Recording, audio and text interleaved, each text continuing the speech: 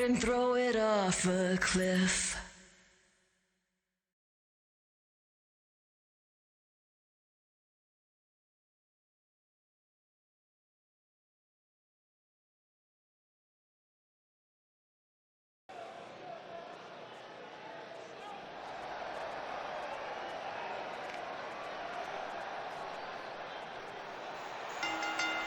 What is up, guys? Dashing here for episode 754 of Community Universe Mode and edition number 38 of Crossfire. We are only a couple of days away from Showdown at the Senate. This Sunday, CMV travels to the seat of power here in the great United States of America.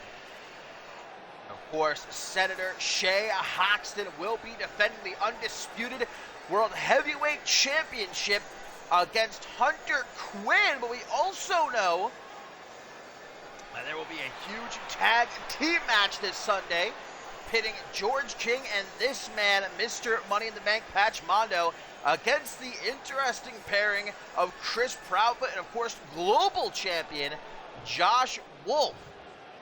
This happening after last week, as we all know, Proudfoot and Wolf, what has to be an early contender for match of the year, leaving it all in the ring against each other. In the end, Chris Proudfoot picked up a huge upset victory over the champion, but it's what happened after the match that's had the CMV Universe abuzz this last week. Patch Mondo attempting to finally cash in Money in the Bank, and who knows, if not for Chris Proudfoot interfering, stopping Mondo from successfully cashing in, we could have just saw Patch entering this match here tonight to kick things off as the new global champion.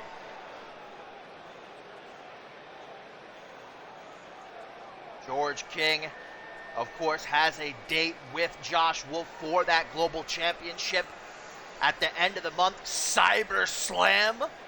But the two are going to have a chance to get their hands on one another this Sunday in that tag team match. You guys can see, right? Because I just want to double check. My streaming software is kind of messing up a bit. Want to be sure that the feed is coming through nice and clear. All right, that's good. So long as you guys can see it.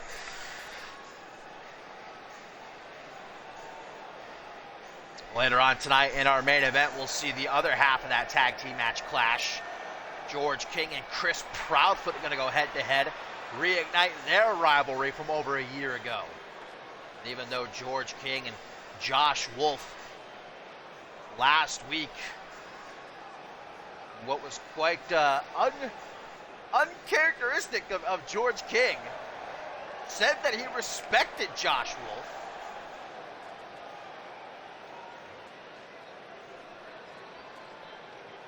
That's not going to stop King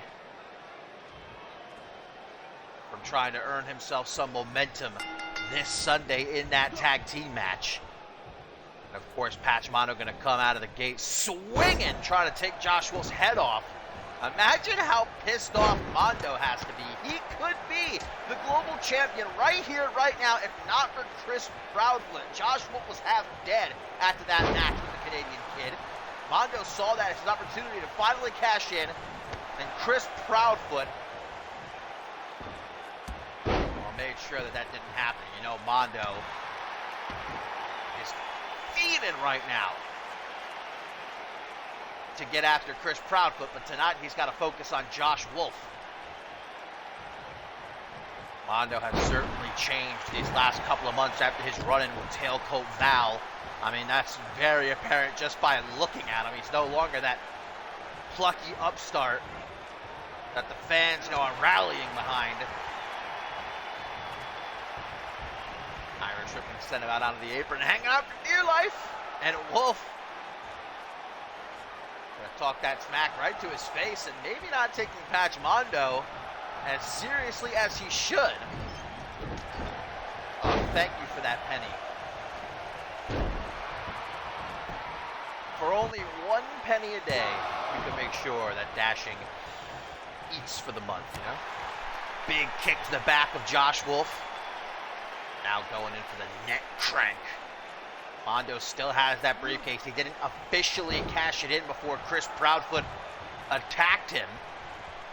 So still, anytime, anywhere, if he wanted to right now, he could cash in that Money in the Bank briefcase. But, you know, Mondo's definitely smart. If I was the Money in the Bank holder, I probably would have cashed in just like he did last week. Because Wolf and Proudfoot, man, they murdered each other in that match. It's a wonder how Proudfoot even had the wherewithal to stop Patch Mondo. Back into the ring after Josh Wolf says it's time to go to sleep. Taken out in the corner with that sit-out lariat. This would definitely be a big boost. And the momentum of Patch Mondo, who's not been too great lately after his meteoric rise here in CMV. Not a month in his career, he won a Money in the Bank at the grandest stage of them all. And he's kind of been struggling to well, keep his name relevant, if you will. Make sure that he stays in the spotlight. What a DDT. Knocking off the global champion here tonight and winning it big this Sunday in that tag team match. Definitely make sure that nobody takes Patch Mondo lightly. Penny in the bank. Wolf going to escape that chin lock, tries for a forearm smash, but Patch is a bit quicker and a nice STO by Mr. Money in the Bank. You know that both George King and Chris Proudfoot are going to be watching this match very closely as they get ready to face off later on tonight in our main events. Josh Wolf has definitely got a huge target on his back as global champion. You got George King, the #1 contender. You got Patch Mondo, Mr. Money in the Bank, and now you got Chris Proudfoot beating the champion clean last week. He surely earned himself a future championship match. But look at this! Wasteland by Patch Mondo with such force that it nearly knocked our referee off his feet. Into the pin, though, only a 2 count. Mondo knows that he's got Josh Wolf hurting right now, though. Hook to the jaw. Wolf, in the blink of an eye, has regained the upper hand. Whoa! Spaceman plancha by the global champion. And it's not too often you're going to see Josh Wolf performing a maneuver like that. Very, very rare. Quickly sending Patch Mondo back into the ring, drops down onto his knees. Perhaps looking for a boost from Fenrir to keep him going here in this match. Walks right into a scoop slam. That'll lead into the corkscrew elbow drop.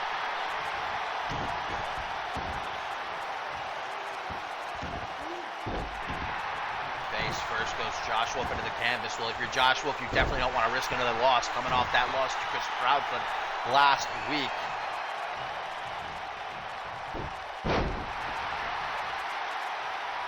Definitely interested to see how George King and Patch Mondo are going to work together. George King has to see Mondo as a threat. If Mondo would have successfully cashed in last week, George King, he's been preparing for Josh Wolf for over a month. All of a sudden, here's Patch Mondo as champion. I'm sure George King doesn't want that either, but the fact of the matter is, both he and Mondo have the same goal, and so they're going to work together this Sunday.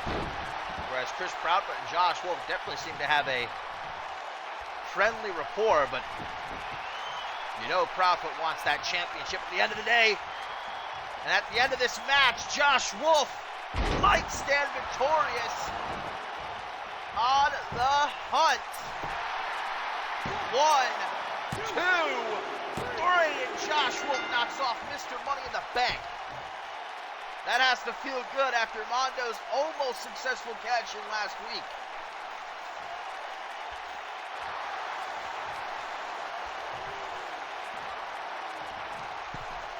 Patch Mondo,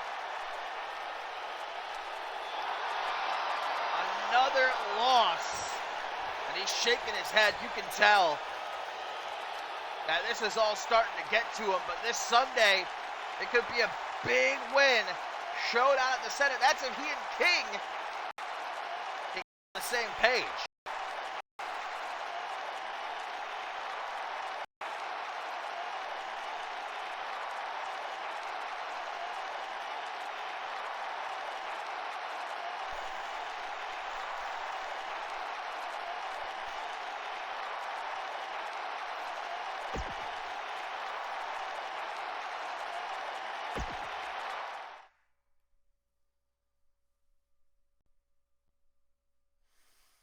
Look at this, guys. George King currently making his way down the ramp. Josh Wolf after picking up that big victory against Mr. Money in the Bank Patch Mondo. And it seems like King wants to get one last face-to-face with Josh Wolf before this Sunday. Josh Wolf certainly is not backing down. This is a match that I think everybody is looking forward to. We're going to get a preview of it this Sunday.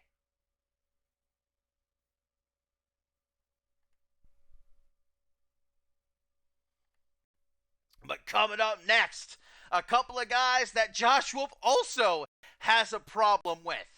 Archer Rose, and yes, your eyes are not fooling you, the returning Blake Virtue. The last ever NGW World Champion made his return last week alongside Archer Rose, targeting Josh Wolf. As we know, Blake Virtue, as I just mentioned, the last ever NGW World Champion. Unfortunately, just as the season was ending, this was well over a year ago, he suffered a knee injury, had to vacate the championship, and missed the entirety of last season, but returned last week along with this massive named Archer Rose and staked his claim. He said, I never lost the NGW World Championship, I should say. I am the rightful world champion, and making sure that Josh Wolf was put on notice. Neither he or Archer Rose feel as though Josh Wolf is representing Crossfire properly as global champion. Blake Virtue feels as though he's the one that should fill that role. But Josh Wolf has a lot on his plate already. And so we're going to see Rose and Virtue, what they're made of, coming up next.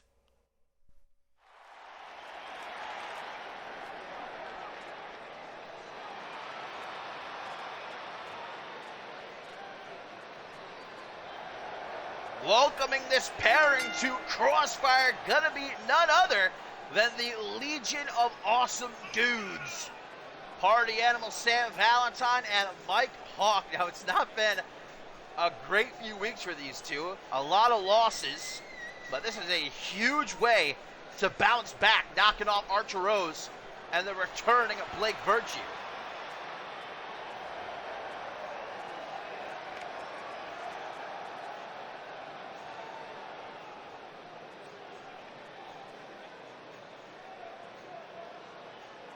I honestly didn't think for the longest time we would ever see Blake Virtue back in CMV, but lo and behold, over a year Blake Virtue has been on the shelf, but now he is back. And it's true, he never lost the NGW World Heavyweight Championship. And now that he's back, he's wasting no time jumping into the deep end. He feels as though Josh Wolf does not deserve to represent Crossfire as champion. Now that he's here, he wants that championship. He even said, whether it's you, Josh Wolf, or whether it's George King or anybody else, it doesn't matter. I want my shot. And with someone like that, Archer Rose, watching his back, it might only be a matter of time. We saw what Archer Rose is capable of a couple weeks ago on an episode of Aftermath.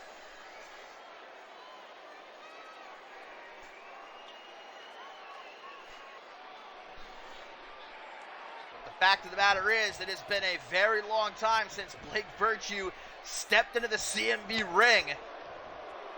And understandably, he's going to let Archer Rose start this match. We'll have to find out if there's any ring rust on Virtue, but for now, Sam Valentine going to have to tangle with Rose.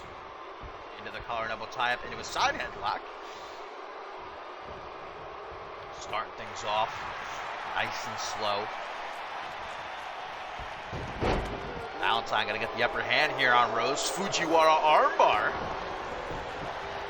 Both men back to their feet, face to face. Kicks the midsection, shot off. Tries to go low. Archer Rose with a leaping lariat as Virtue gives him a nice golf clap out on the apron.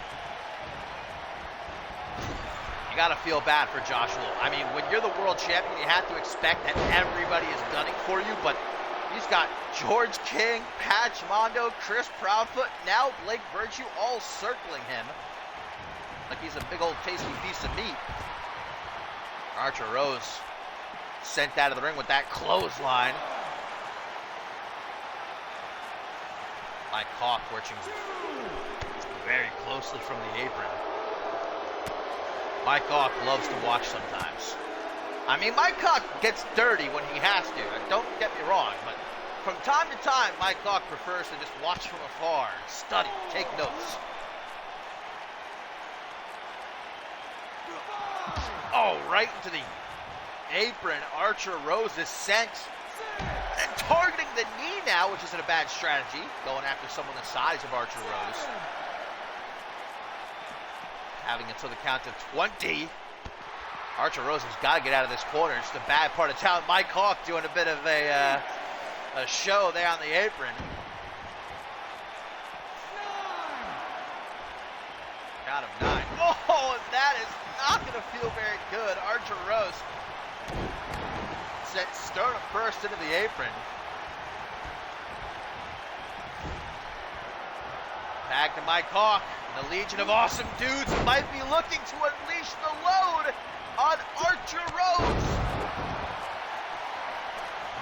Hooks the leg. Would that be enough? Here comes Blake Virtue with the quickness to break that up before even the count of 1. So it looks like Blake Virtue has retained his incredible agility, at least, in his time away from the ring.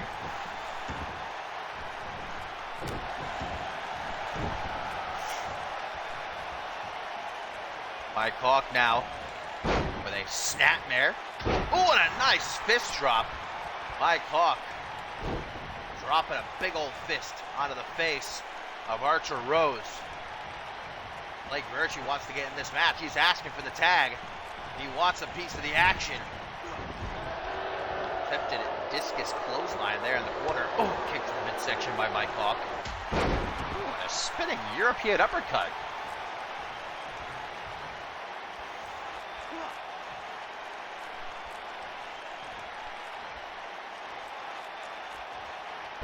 One thing for Blake Virtue to return and stake his claim, demanding a world championship opportunity. But the fact of the matter is, Blake Virtue's been out of the game for over a year, and if he really wants that shot, he's going to have to earn it. Honestly, so far, it's not looking so good here for this big old return. Archer Rose has been getting whopped by the Legion of Awesome Dudes. Pendulum backbreaker and an elbow drop attempt. Oh, busting Rose open. First into the canvas, Sam Valentine, the party animal, having himself a good time at Archer Rose's expense. Finally a counter. Question is, can Rose use that properly? Second rope, what the hell is he doing here? Oh no! Backbreaker! Shatter the spine of Sam Valentine, and here we go, tag to Blake Virtue. Former Rising Star champion, last ever NGW World Heavyweight champion. This is the first time we're going to see him compete in over a year. And immediately he gets countered by Sam Valentine.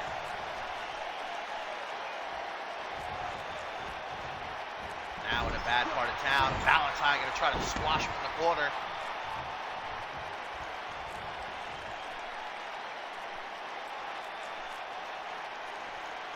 Sure that Blake Virtue has been training extensively these last couple of months in preparation for his return here to CMV, but training and actually being in the game is completely different. We're seeing that right here as Blake Virtue struggles to find his footing. Snapmare going to have Valentine face him towards the corner. Swinging knee to meet the jaw. Elbow drop. Archer Rose asking for the tag. I don't think he's in any better shape, though, than Blake Virtue at the moment. You can see that Sam Valentine is exhausted. Blake Virtue has got to knock those cobwebs off him quickly. Great job getting out of the corner as he sends Valentine back towards his corner. Referee arguing with Archer Rose, and here comes Rose once again. Blake Virtue may be deciding, oh, now isn't the time, but look at this teamwork. Butterfly DDT into a wheelbarrow suplex, but Valentine, knowing where he is, an immediate hot tag to Mike Hawk. Mike Hawk coming in like a house of fire. Mike Hawk is hot and ready. Big old punch gets caught. Hook to the jaw, soul kick counter. Mike Hawk coming up from behind, but but Archer Rose with a kick to the midsection and another modified backbreaker. Definitely going after that lower back. Archer Rose now picking apart Mike Locke. Archer Rose having his way with Mike Locke at the moment. Dissecting Mike Locke. Look how he bends back on the fingers. Now things are starting to turn around, and Archer Rose makes the tag to Blake Virtue while Mike Locke is staring up the lights. Misses that stop though. Goes for a back elbow. Irish whip into the corner. Another discus clothesline gets countered. Mike Locke just smacked his face right off that top turnbuckle.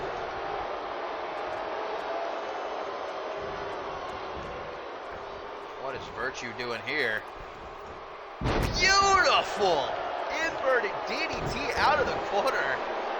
And Virtue isn't finished either. Mike Locke has no idea what's coming. Or maybe he does, playing possum. Unfortunately, not able to capitalize on the counter. Virtue right back in the driver's seat. Double knees to the midsection. Oh, and there's another dose. Trying to break those ribs. Oh, not again. Mike Locke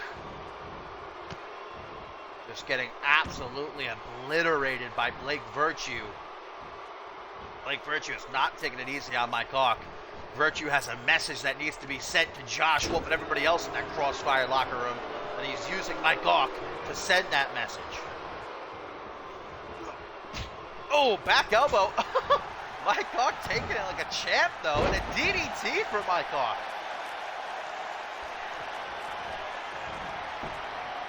Virtue ready for the European uppercut. Oh, there's the back elbow, properly connecting this time. Virtue may be a little agitated as he stomps on the down Mike Locke, taunting him, mocking him. Oh gosh, here we go again. Mike Locke is not having a good time here in this match, guys. Archer Rose and Blake Virtue have been just battering Mike Locke back and forth.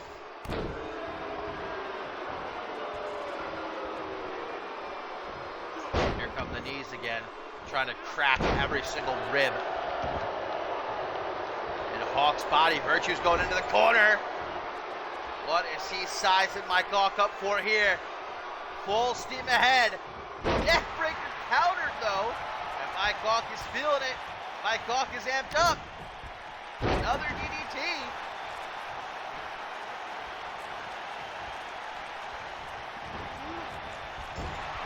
Virtue has to get out of this corner. Attempting to do just that, sending Mike Locke into the corner. A bit more friendly. Virtue stopped Mike Locke trying to crawl over and make the tag to Sam Valentine. Look at the smug look on Virtue's face. A pretty cocky pin here. Sam Valentine's going to easily break it up. Oh, and that gouges the eye. Oh, hey! Hang on a minute. That was a blatant low blow. Archer Rose taken out with a shot to no man's land.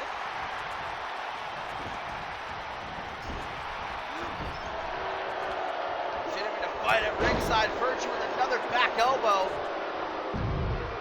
Mike Locke not staying down for long, though. Virtue's ready for him.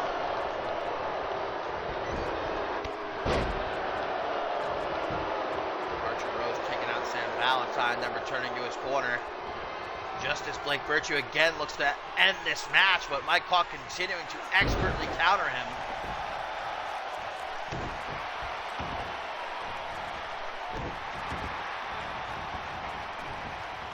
Mike Locke gonna make a smart tag to Sam Valentine. Blake Virtue in a bad way right now. I don't think that Archer Rose is gonna be very much help after that shot downstairs. Valentine might be looking to take Blake Virtue for a test drive. Virtue is ready for it, though.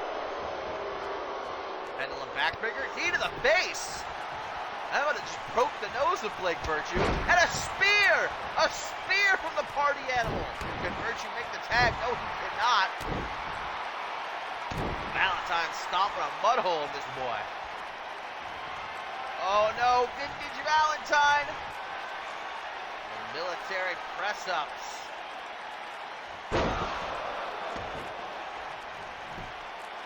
Valentine's going to collapse into the pin.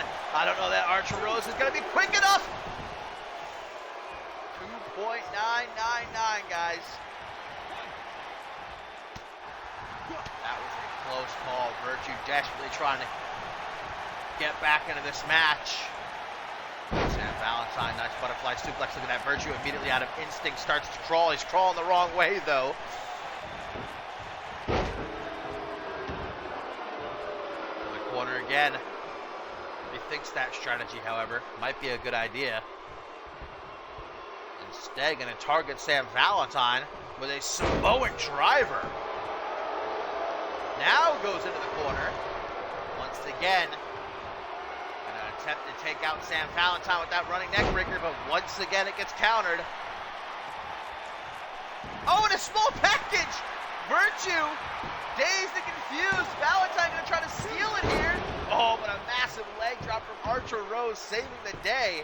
Now he takes out Valentine. Mike Hawk ganging up on Archer Rose here. It is mayhem in that ring right now.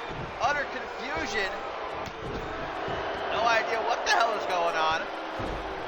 Referee's gonna get some control here as Virtue just throws Valentine in the ring. What the hell is Virtue doing? Virtue on the top rope to the outside. Fist drop. Oh, Valentine moved out of the way. Blake Virtue may have just shattered every bone in his hand. Could be a short-lived return for Blake Virtue.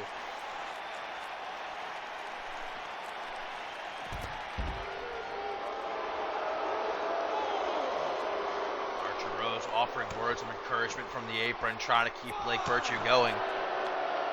What a match this has been thus far. Blake Virtue started off slow, but any ring rust has definitely been knocked off at this point. Valentine sent into the ring. Blake Virtue hot in pursuit. This is the third time he's attempted this maneuver out of the corner. Will the third time be the charm? Yes, it will. Neckbreaker connects. 1, 2, and it might have been a 3 count. If not for Mike Hawk saving the day. Mike Hawk going to take out Blake Virtue. And now both men are down. Blake Virtue quickly back up, however. Double forearm smash. And again. Nice roll through. Kick to the side of the head. Valentine sent into his corner. Mike Hawk going to tag himself in. Realizing that Valentine is in no good condition right now. Oh, man, what a backbreaker. Virtue wants to take out everybody. That might not have been such a smart move, though.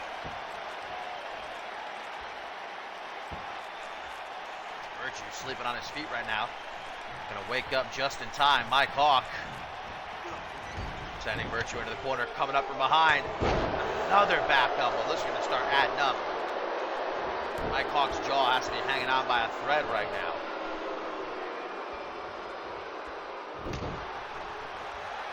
Jawbreaker. Mike Hawk seizing the opening.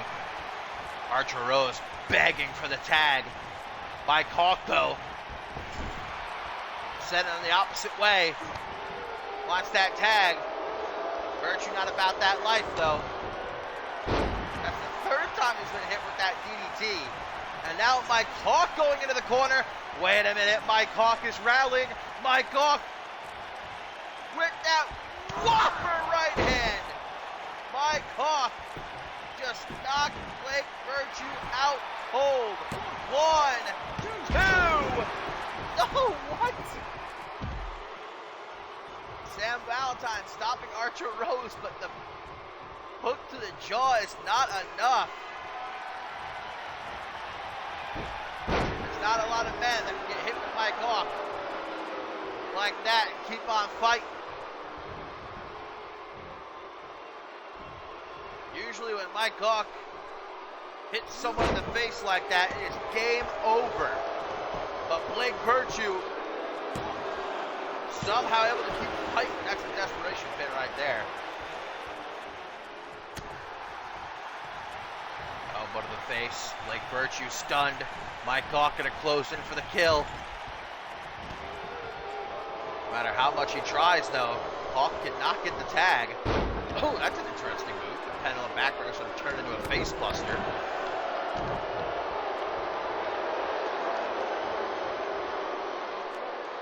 Look at the cockiness from Blake Virtue. I think Archer Rose is still down at ringside here. Blake Virtue doing a great job himself of keeping control, lifting reverse DDT. Uh-oh, kick from the back, Mike Hawk, dangerous. Even when it looks like he's down and out. Never count out Mike Hawk. Tag to Sam Valentine. Here comes the party animal. Oh, but his comeback is shut down. Now into the corner. Mike Hawk at ringside, not looking like he's going to be much of a factor for the rest of this match. Oh, but Blake Virtue might not either, because he's going for a test drive. This could be it. Archer Rose, can he make the save in time? He doesn't have to. Blake Virtue, what a machine.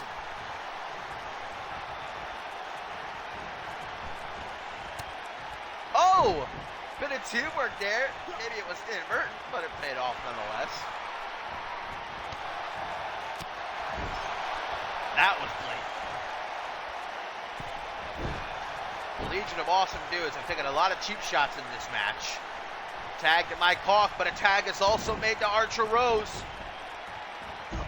The big man with a shoulder tackle. Tries to go for another one, but Mike Hawk sends him into the corner. Able to take control. What is Sam Valentine doing? Sam Valentine trying to talk Archer Rose out of doing whatever he's about to do, and it might have worked. Archer Rose not too sure what to do here in the corner. Now he goes for Sam Valentine. Sam Valentine questioned his manhood, and that might cost him.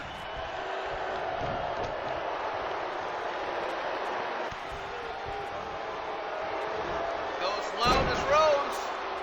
Deep six. The big man as he now drags Mike Hawk across the ring, trying to make it harder for Sam Valentine to break up the pin.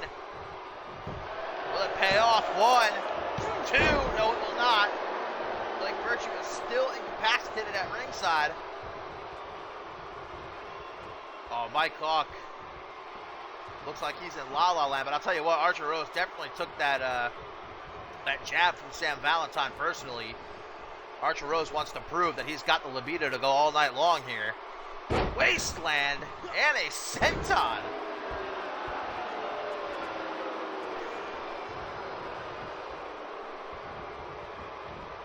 Into the corner, Mike Hawk is sent. Sam Valentine will not stop running his mouth though, and Archer Rose has had enough. He's going to tag into Blake Virtue. Archer Rose cannot focus. Hopefully Blake Virtue can maintain the task at hand, but Mike Hawk giving too much time to recuperate there in the corner, put back into the corner. Blake Virtue again with this inverted reverse DDT. I guess that would make it a regular DDT, meant to just say inverted DDT. An inverted reverse DDT would just be a DDT. Now Blake Virtue cannot hit that move. That's like the 5th time he's tried to hit that. Mike Hawk is not having it though. Nice hip toss.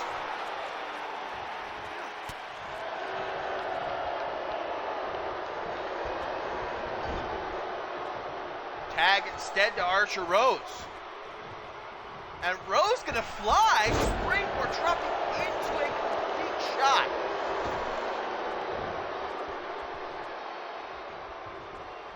Another deep 6 attempt. Another counter from Mike Hawk. Ooh, hip toss, neck breaker. You love to see it.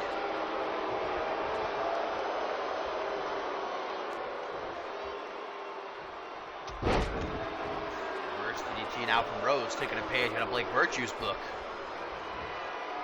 Oh, what is this from Rose? Oh, man! Military press dropped into a double knee gut buster. Rose wiping the blood from his eyes. Here's the deep 6. This time right into a pin.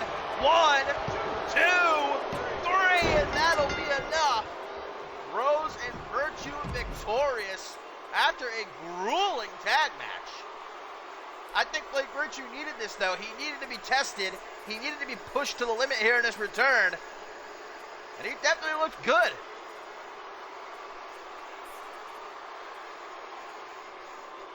Mike Hawk is tough to put down, but you know what? Valentine, Mike Hawk, they put up a fight in the end. Rose and Virtue victorious.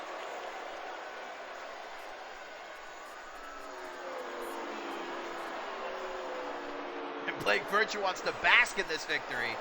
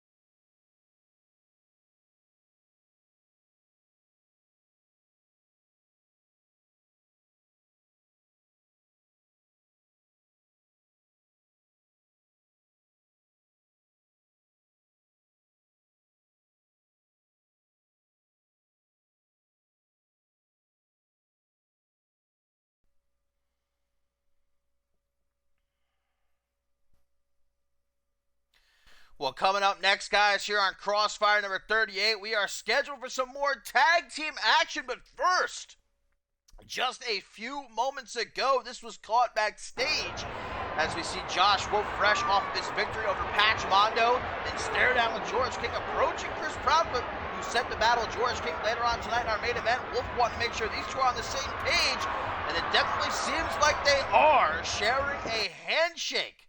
So we know that Wolf and Proudfoot, they're on the same page. They are ready for this Sunday. Will George King and Patch Mondo be ready for this Sunday? That is the question.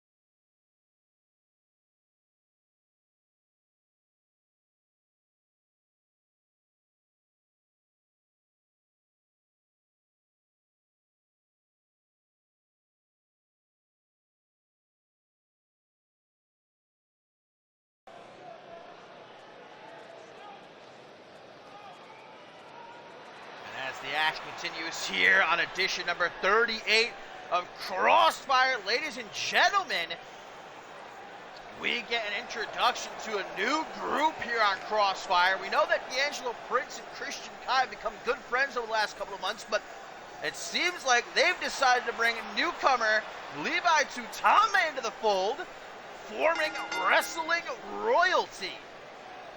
Fronted by the new internet champion, D'Angelo Prince. We saw these three pick up a victory on the last episode of Aftermath against Painwrecker and the Legion of Awesome Dudes. Now they've got an opportunity here tonight against Chris Diamond and Dave Turner, the Termination Foundation, who are, of course, a part of that triple threat tag team match this Sunday, Showdown at the Senate, guys, where we will crown new Unified World Tag Team Champions. Joining them in that match, of course, going to be Schmitty and Dada and the Arsenal of Tailcoat Val. It's actually been a question the last couple of weeks as to how exactly Diamond and Turner got added to this match because, well, they haven't really been doing too hot as of late. Diamond, the last time we saw him, he was eliminated in the tug-of-war match at Validation after we thought he was the last man to enter. You know, he had everything riding on his shoulders, and he lost. Of course, Chris Proudfoot ended up coming back out, and the rest is history. I haven't really been able to get a clear answer from Ken Donahue or really anybody else. All I can figure out is that Diamond and Turner were added to this match last minute. And that's good for them. We'll see how it turns out this Sunday. But it seems like something else is at work. I'm not doubting the validity, of course, of Termination Foundation. They're a great team. And I would love to see them wearing those Unified World Tag Team titles. It's just interesting, that's all. I mean, we know that Schmitty and Dara are in the match because Schmitty was a part of Team Supremacy at Validation. Team Supremacy won, and thus every member earned a championship opportunity. The same goes for the Arsenal Tailcoat Val. Brett Angel, a part of Team Supremacy. Team Supremacy won. He gets a championship opportunity.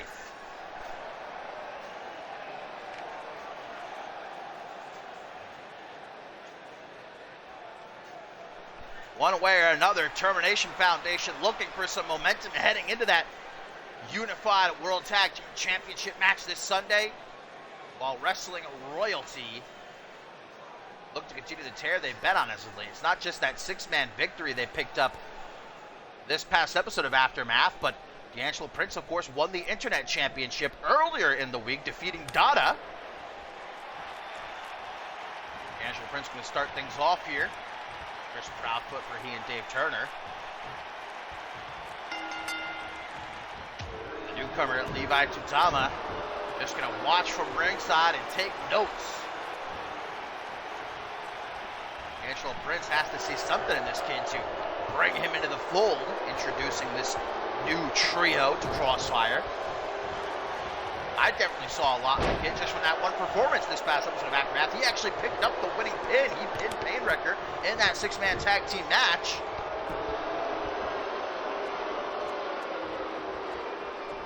Irish whip countered by Diamond. Slow approach. D'Angelo Prince gets a boot to the jaw. We know that life's been a bit rough for Chris Diamond, but he and Dave Turner coming together has certainly revitalized him a bit after losing his Anarchy Championship. Certainly don't want to see Chris Proudfoot slip back into that darkness that took hold of him for the entirety of last season. I think Dave Turner is helping him to sort of stay stable, winning those Unified World Tag Team titles, no matter how they got into the match, would definitely be a step in the right direction.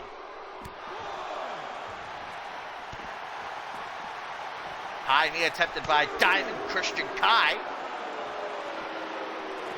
The natural, he calls himself. Smashing Diamond face first right off the apron. Big forearm smashes from Kai. Walks Diamond back towards the ring. Very surgical approach. Diamond waiting for him though. Tag made to Turner, but that's shut down. Kai is going to send him back towards the corner of Wrestling Royalty.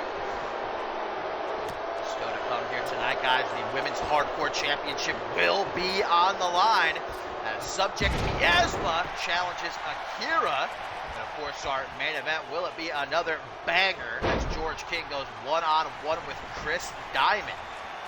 Last time we saw them go one-on-one was over a year ago in the Thy Kingdom Come match at Battle Stars. Turner now finally tagged in. D'Angelo Prince caught with a belly-to-belly suplex. Smart move by Prince to roll out of the ring. Dave Turner, though, not going to let him rest up. On his tail, kicked in the midsection by the Hall of Famer. Jockeying for control, and Turner overcoming Prince roughly there. Oh man, not holding anything back. I'm sure Diamond and Turner have got to be just as confused as myself and the rest of us as to how they became a part of the match this Sunday, but not going to look a gift horse in the mouth. Not going to turn down a championship opportunity. You'd have to be a fool to do so.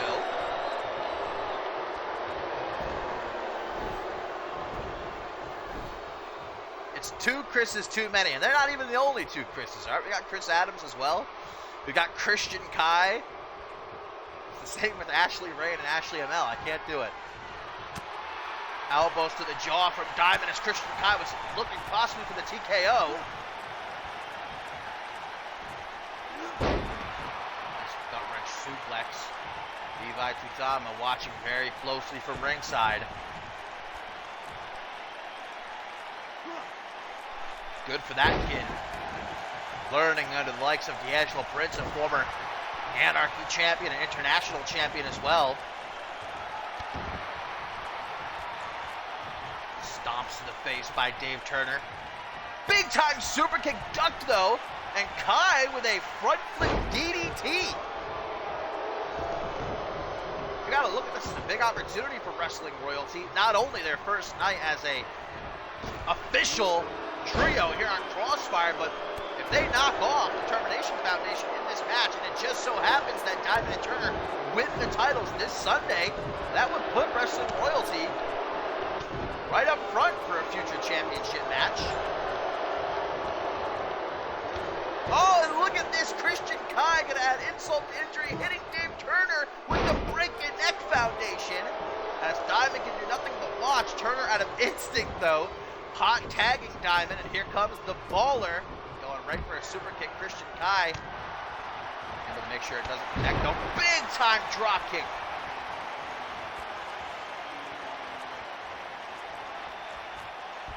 Oh, and look at this inverted overdrive. I love the uniqueness of Chris Diamond's arsenal. He's back into the corner, surely looking for that super kick. Decides against it. I believe you were once in CMV. I definitely remember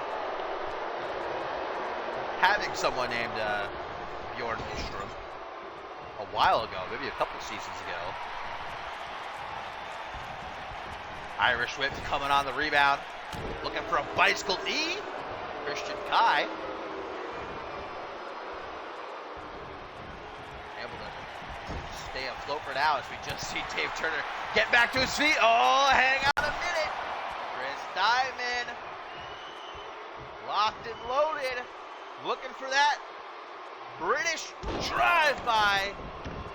Double boots to the side of the head. Christian Kai in another dimension right now. Diamond, will that be enough? 1, 2, 3. It will. Termination Foundation pick up a much-needed victory.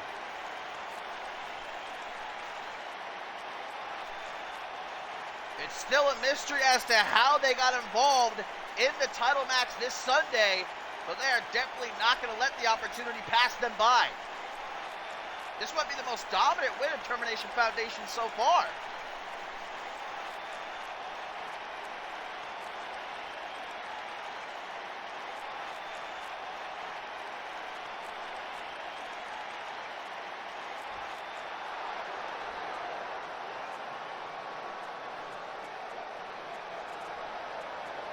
Are we looking at the new Unified World Tag Team Champions?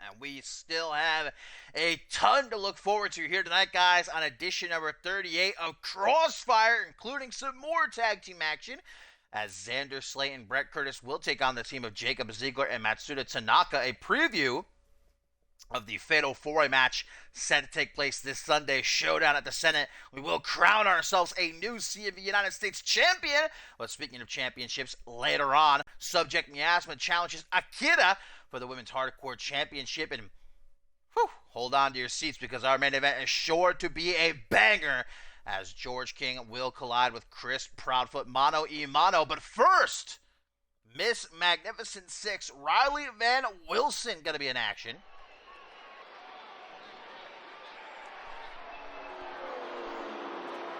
One-on-one with Spice Rock. You might not agree with her actions, what Riley Van Wilson did to her best friend and longtime tag team partner, Xiaorong, a little over a month ago, but what she said very well may ring true, because she did what she did to Xiaorong and said, me back. She's been the one dragging a tear unstoppable these last few weeks, including her victory at Validation, winning Miss Magnificent 6, and now has that briefcase she can cash in anytime, anywhere for a women's championship opportunity. And it doesn't stop there. She's been brutalizing the women's division the last couple of weeks. Just look back to the last episode of Crossfire. She and Cynthia Grimm demolishing Party Hardcore.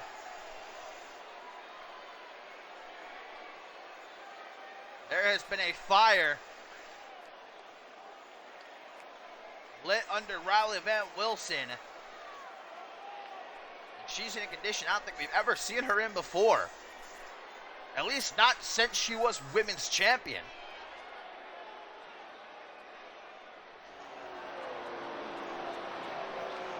What an opportunity has fallen into the lap of Spice Rock here.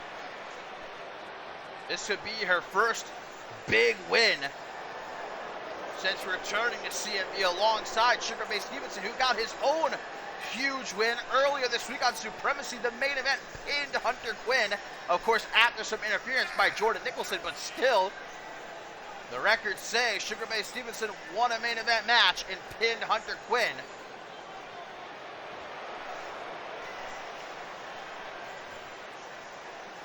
Let's see if Spice Rock can join him.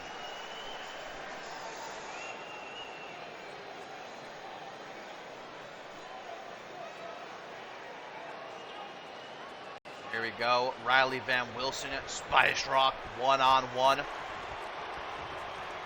Oh, hang on a minute, is that? It's Scotty Tuthati, of course, the woman who Riley Van Wilson brutalized with a steel chair a couple of weeks ago. And, well, last week on Crossfire, RBW and Cynthia Grimm knocked off Scotty Tuthati and Cinnamon in tag team action, but it looks like Scotty Tuthati is not finished with Miss Magnificent 6, going to park herself a seat at ringside. Wants to make sure that Riley Van Wilson doesn't think things are finished between them. Well, that distraction cost RBW. Spice Rock comes out swinging. Clothesline, though, from the Polish Warrior, right into a shoulder jawbreaker.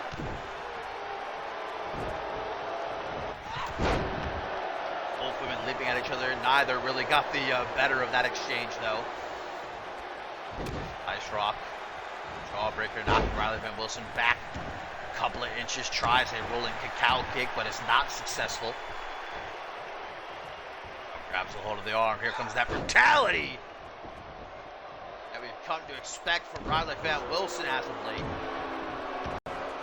Carving the arms thoroughly, surely setting up for that cross-arm bar, which she tapped Scotty Tuthati out with last week in that tag team match. Full mount right hands from Riley Van Wilson, trying to crack the jaw of Spice Rock.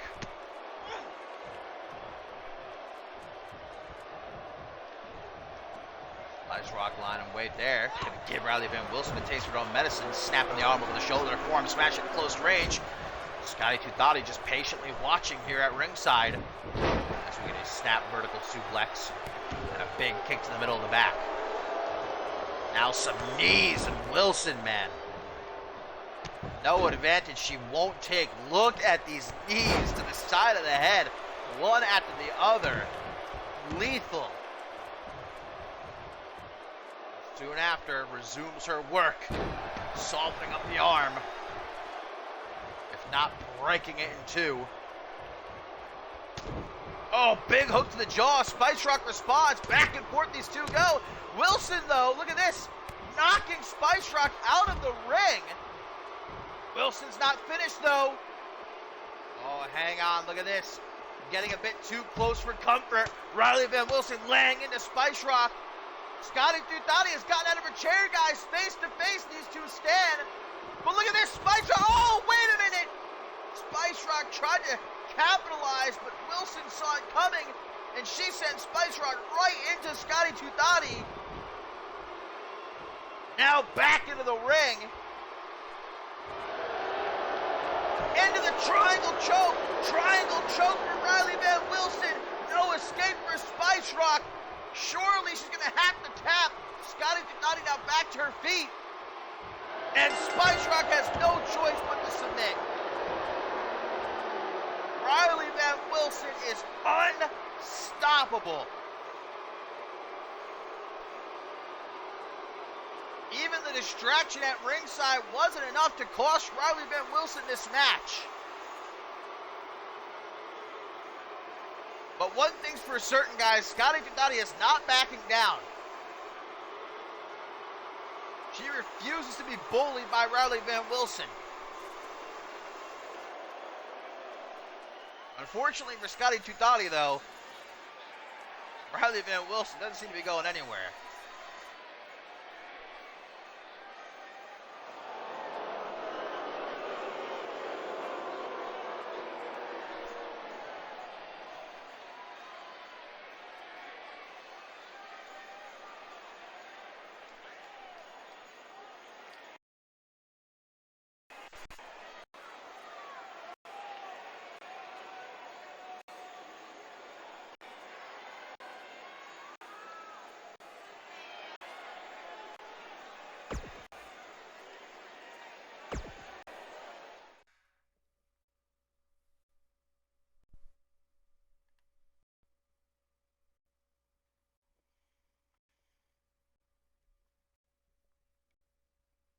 And here comes our tertiary event, my fine feathered friends. This Sunday, showdown at the Senate. We will crown ourselves a new United States champion after, of course, Jarek Lawson last month was forced to vacate his United States championship and his half of the Unified World Tag Team titles following yet another injury, a worsening concussion he's been suffering since just about the start of the season. The doctor finally said enough is enough. You've got to take a break. You've got to be put on the shelf for a little while. And so Lawson made the right choice, vacating his United States Championship. But now we need a new champion.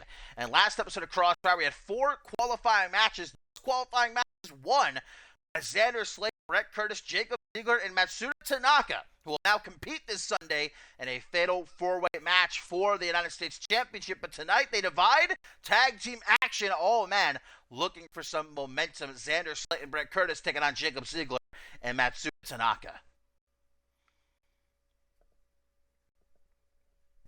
Any one of these 4 guys, I can see you holding that United States Championship. Of course, Xander Slade, the only of the 4 to be a former United States champion, but the only one to hold gold. Brett Curtis, a former Anarchy champion and Unified World Tag Team champion. Jacob Ziegler's held a plethora of titles, none less than the Undisputed World Heavyweight Championship. Of course, Matsuda Tanaka, a former Zero-G champion. Guys, we get a tweet here from Chris Diamond. He says, surprise or not, I'm not letting this opportunity pass me by.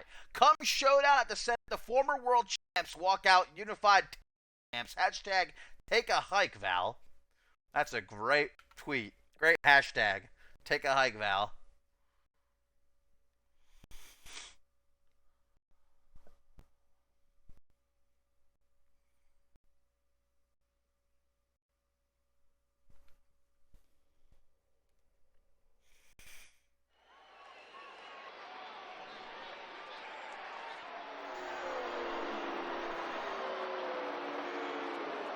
Xander Slate said after his victory against Bloody Justice last week that he is going to do Senator Shea Hoxton proud by winning the United States Championship in front of him and the rest of the Senate. Says that it's time to clean up America, get rid of the vermin like Bloody Justice and Hunter Quinn.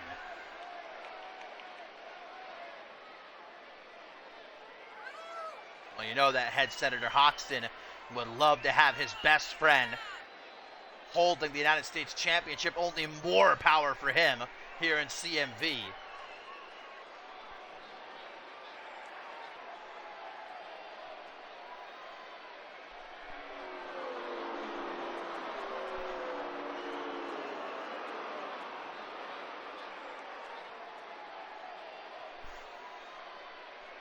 The only man of the four who will compete this Sunday to hold the United States Championship. It's been a long time, though. I think he lost it over 2 years ago.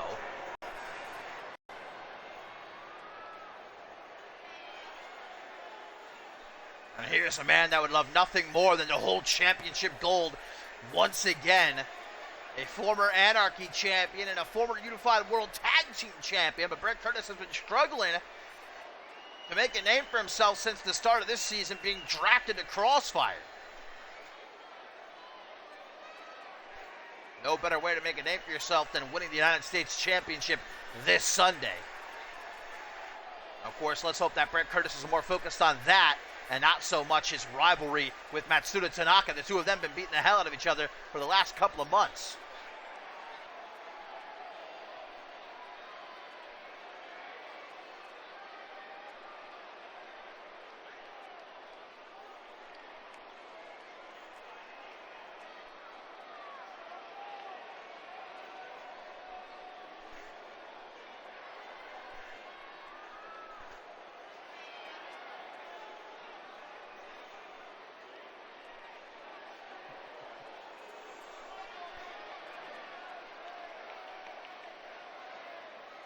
George King never follows the script.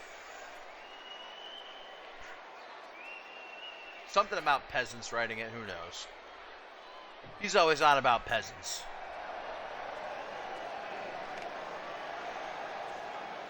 And we know that Jacob Ziegler guy, since returning to CMV at Ascendance, has made it very clear he's here for one reason and one reason only. That's to be a prize fighter. He wants a bigger paycheck, and a bigger paycheck will come by winning that United States Championship this Sunday. Of course, his ultimate goal being the global championship, which he has been hounding for the last couple of months.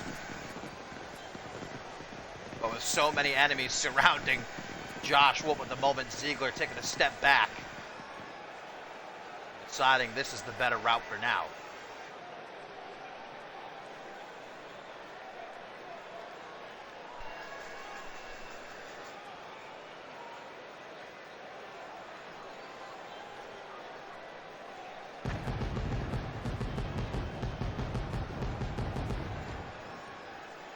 I don't see Jacob Ziegler and Matsuda Tanaka working very well here together. I'd have to give the advantage to Slayton Curtis, even though they have some history, which hopefully doesn't bubble to the surface. This tag match could combust at any given moment.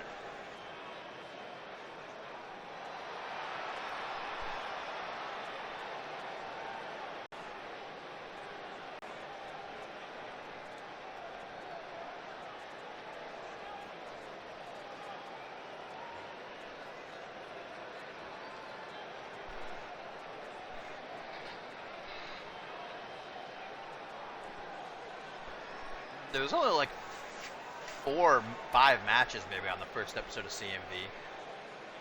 I think they were like the only 2 ever to still be around. Maybe Scott Norrie. I don't know if he was on the first episode though.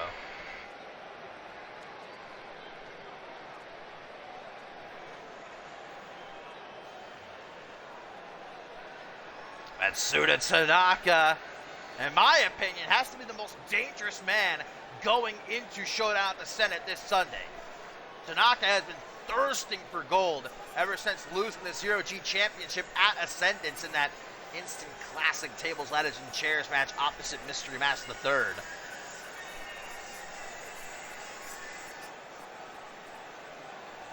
No, Paul Devine didn't debut until like season 2. Probably like episode 30 or like 450, something like that.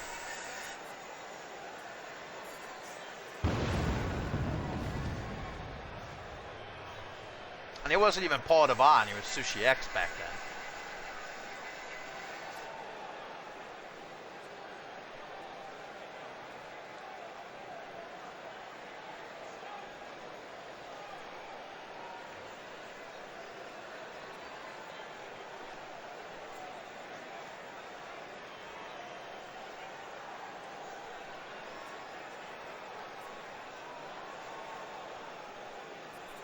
Can't prove that, Soul. Just like Quantum Blizzard and Omega Z, they're not the same person. 3 different guys.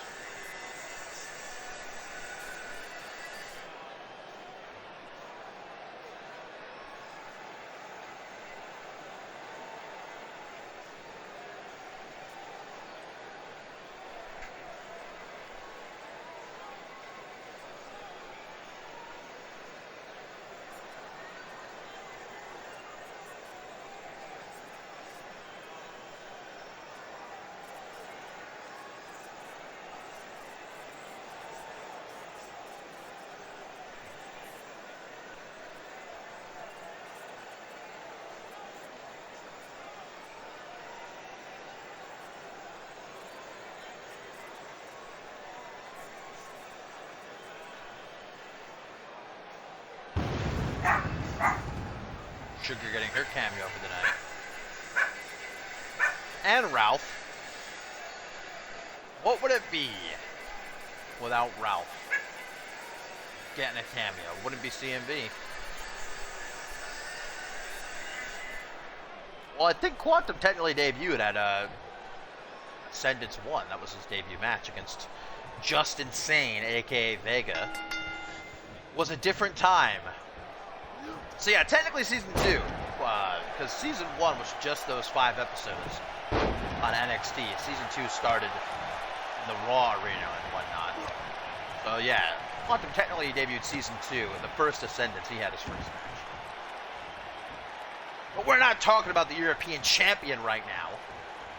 We're talking about the fate of the United States Championship, and one of these 4 men will be holding it come the end of Showdown at the Senate this Sunday.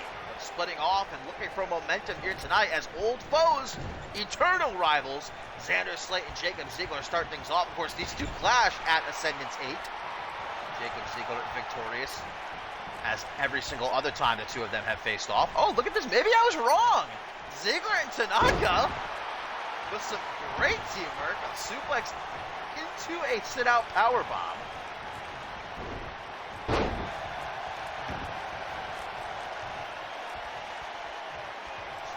Tanaka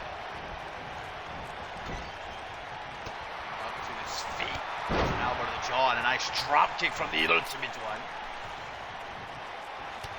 Forearm smash. Slate finally getting out of harm's way with a soul kick. Momentarily keeps Tanaka off of him. Tag now to Brett Curtis. See how these two work together. Big punch to the midsection to suck the air right up out of him. Hey, 2 of the 4 guys in this match are American, and one of them could be a United States champion come this Sunday. Of course, Jacob Ziegler Scottish and Matsuda Tanaka Japanese. I think Brett Curtis might be Canadian as well. I think, is he? I think he is, isn't he? Yeah, he is actually. So 3 of the 4 men competing for the United States Championship this Sunday are not American. Brett Curtis Canadian, Jacob Ziegler Scottish, and Matsuda Tanaka Japanese. Xander Slate, the only good old boy from the US of A. Kick to the back by Brett Curtis. Rolls out of the way. Does Tanaka to the outside. Brett Curtis in hot pursuit, though. Like I said, hopefully these two don't let their feelings for each other get in the way of the ultimate goal of becoming United States champion this Sunday. They have not been able to keep their hands off of each other for the last couple of months. Continuously running into one another. Forearm smash. Red Curtis is going to walk Tanaka back towards the ring and give him a good old taste of that apron.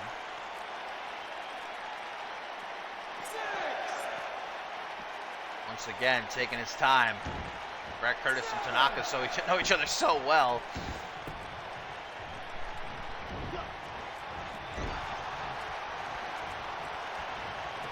Well, to be fair, neither of these teams, I would say, is exactly on the same page. They're only teaming together because they want that momentum heading into this Sunday, but come showdown at the Senate, it's every man for himself.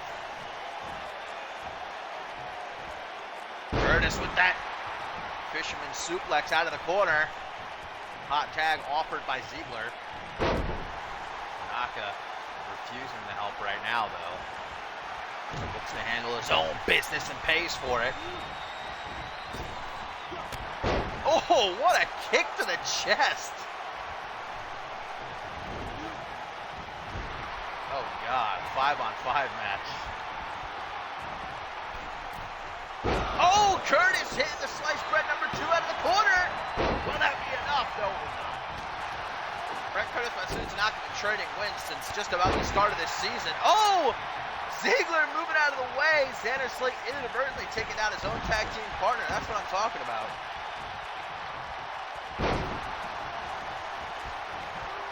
We definitely need a 5-on-5 elimination match. We definitely need a 10-hour-long episode of CMV. Oh, elbow to the jaw. Curtis trying to come up from behind and keep the pressure on Matsuda Tanaka. Big time drop kick in the corner. Does not find its target. Brett Curtis, I'll tell you what, dominating Matsuda Tanaka at the moment.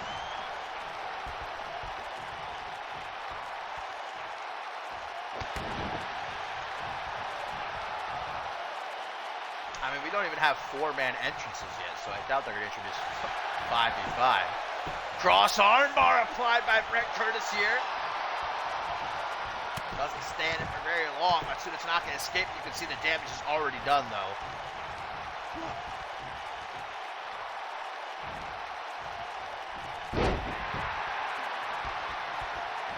Hot tag made to Jacob Ziegler just in the nick of time. Things are not looking too good for the Ultimate One. Ziegler attempts to drop it. Oh, high knee. Good night, sweet prince. Snap that knee right in half.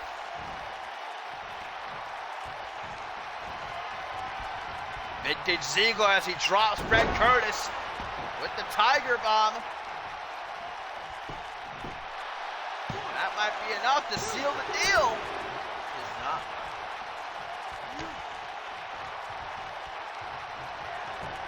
Curtis trying to go low. Successful drop toe hold. Now catching Ziegler and this modified crossface. I don't know if Brett Curtis wants to start exchanging submission holds with Ziegler, though. He's been lethal as of late with that lion tamer of his.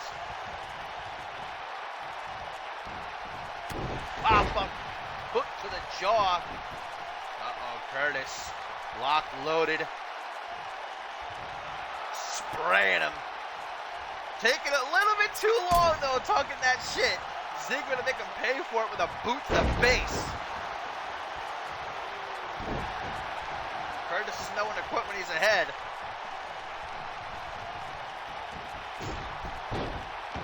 Ricochets out of the corner, does Brett Curtis.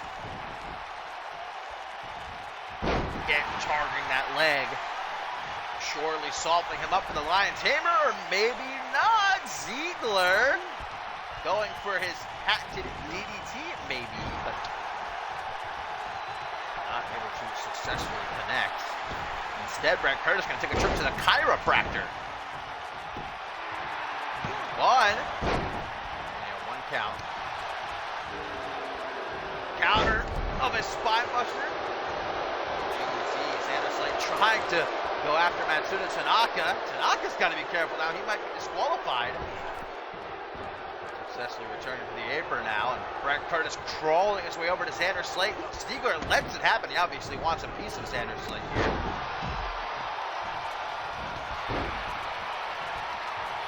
Matsuda Tanaka wanting to tag Jacob Ziegler. Laser focused here on Xander Slate, though. Punch the pec of the Scotsman. Heavy Irish whip into the corner, into lariat coming from behind. Slate was ready, and here's the clean Slate out of nowhere. It's always got to feel good for Xander Slate to put down Jacob Ziegler. Referee Tyson takes his time, though. Out in the pin, holding it to 1 count, as Matsuda Tanaka is able to break it up. Xander Slate dragging Ziegler over to the corner. Another pin attempt, this time using the ropes for leverage. Only gets a 1 count, though. Ziegler knows his tricks.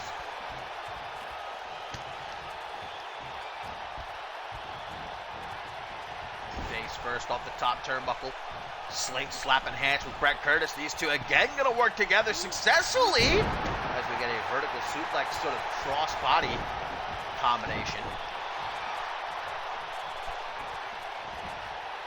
Ziegler trying to channel his inner Josh Wolf with an on the hunt. Instead gets a knee down onto the top of the head, back into the corner. Great isolation tactic by Xander Slate and Brett Curtis. And now Brett Curtis with another slice of bread number 2. Uno, dos. No trace. Curtis looking a bit miffed at that fact. Xander Slate keeping his distance. Winding elbow drop to the back of the head. Curtis just watching Ziegler. Very slow and methodical pace by the specialist. Gets pulled into the short arm shoulder block, and there's the vintage Ziegler swag walk. So we get a half Nelson suplex to Curtis.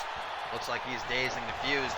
Ziegler likes that. Spinning soul kick, Irish whip on the rebound, boot to the chest. Curtis won't stay down. Another boot to the chest. Curtis back up again. Gets tied up with that swinging neck breaker. Here comes another dose of the Tiger Bomb. Curtis being torn into pieces. On the hunt, a second attempt. Counted again. Josh Wolf refuses to allow his maneuver to be utilized by anybody else. Tag to Xander Slate. Snapmare. Xander, with a knee to the chest. Curtis with a sliding clothesline. Elbow drop from Slate. Elbow drop from Curtis. I like this pairing. Ziegler getting the hell out of Dodge with a hot tag to Matsuda Tanaka. Standing drop kick. Oh, it takes out Murphy with a rolling cow kick. What did Murphy do to these guys? Slate was attacking him earlier, now Tanaka. That was pretty deliberate, too. I feel like he went right after it, Tyson.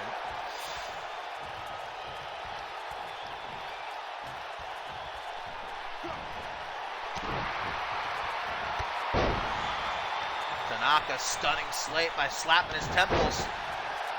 Right back into the fight, though, is the OG Dirty Heel.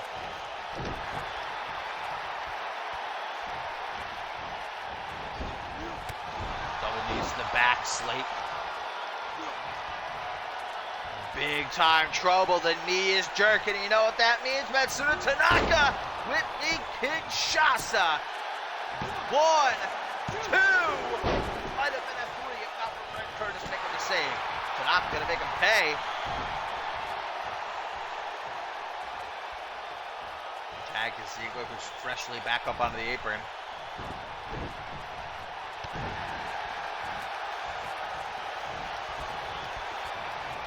A tweet from Josh Wolf saying, "Bad form, Ziegler. You gotta bend the knee." Probably referencing the attempted on the hunt earlier by Jacob Ziegler. Well, Slate's been busted open. Ziegler trying to find some sort of refuge here against the ropes. Ooh, suckering Slate in. Forearm smash. DDT off the apron. You just see Slate, he freaking went flying. Slate is a very hard-headed individual, but his skull just got thoroughly cracked right there.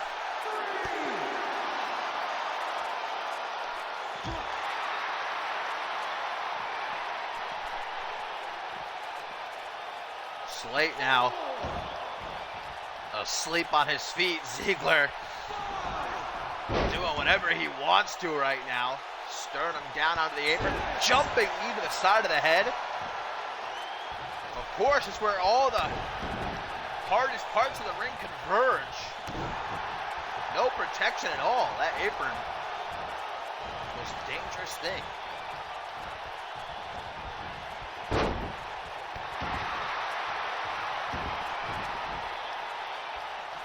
Ziggler a bit tuckered out. Gonna try to end this match sooner rather than later. And he might have it in the bag. Gonna go for that DDT, but it's again countered. Ooh, but look at him catch Slate. Bringing him face down onto the knee. And Slate, of course, he's never damaged enough to not talk shit. He's always thought Ziggler to be beneath him. More often than not, he's the one beneath Ziggler. Ziggler making the pin. Every single time Slate and Ziggler have faced off one-on-one, Ziggler has been victorious. Oh, man!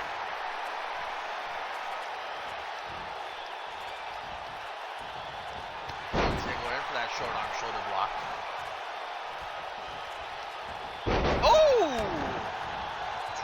Jumping cravat driver by Xander Slate. He knows he's got to bring something new to the table to try and take out Jacob Ziggler, because nothing else has worked in the past.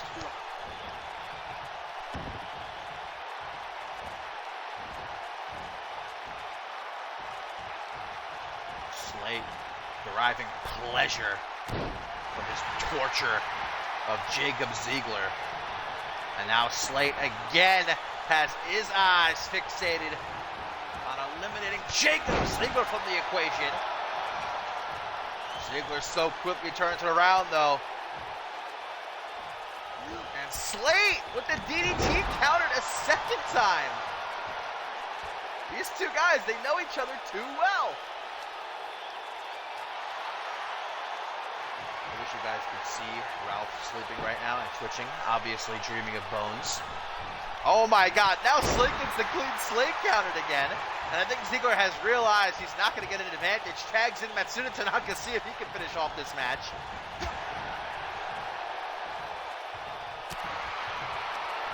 Back and forth. Big shots to each other. Tanaka with a fireman's carry neck breaker. Not giving Slate any time. Catches breath, but momentarily pauses and Slate able to capitalize, sending him into the corner. Tanaka now going to respond in kind.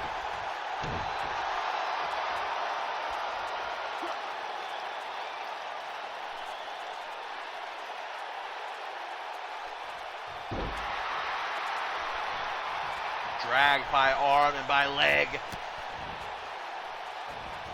Tanaka gonna slowly target every single exposed limb that offers itself up to the Ultimate One.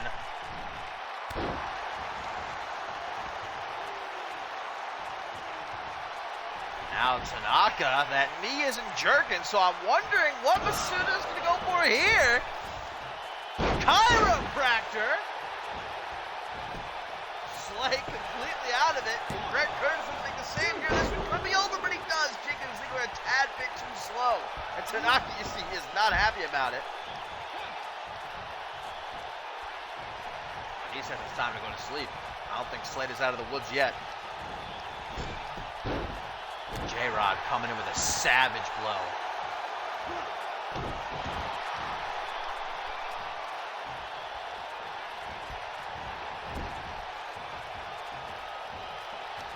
Grabbed by the tights and thrown shoulder first right into the ring post. Suda trying to hang out of the ropes for dear life, but Slate taking him for a ride with the alley-oop nonetheless. Stalls the vertical suplex. Matsuda hitting one of his own. Xander's legs spread for the hard cam to see.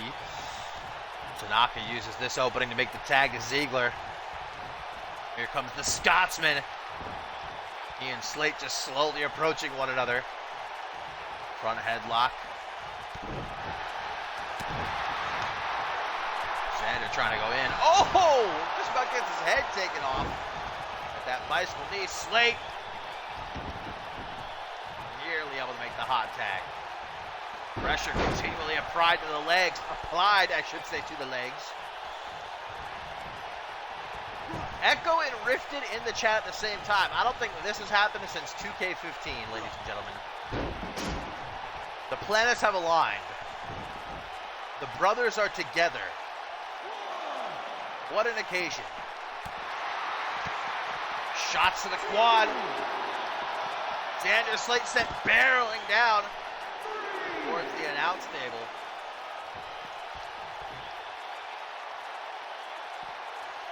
I think these two could spend the rest of their lives just beating the hell out of each other. But of course, there'd be nothing in it for Jacob Ziegler.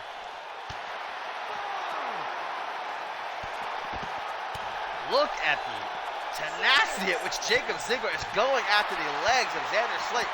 And just entirely, he is beating the hell out of Slate right now.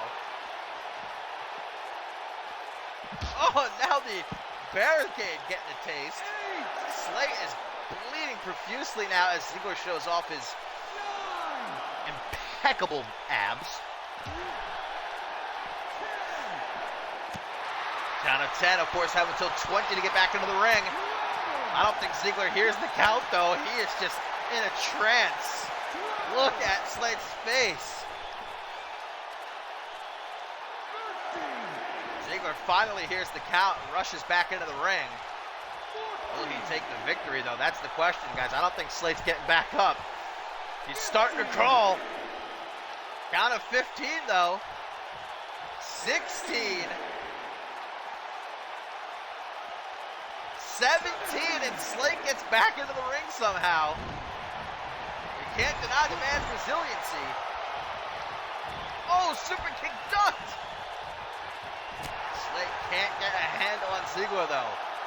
No matter what he tries. Spear! Spear by Ziegler!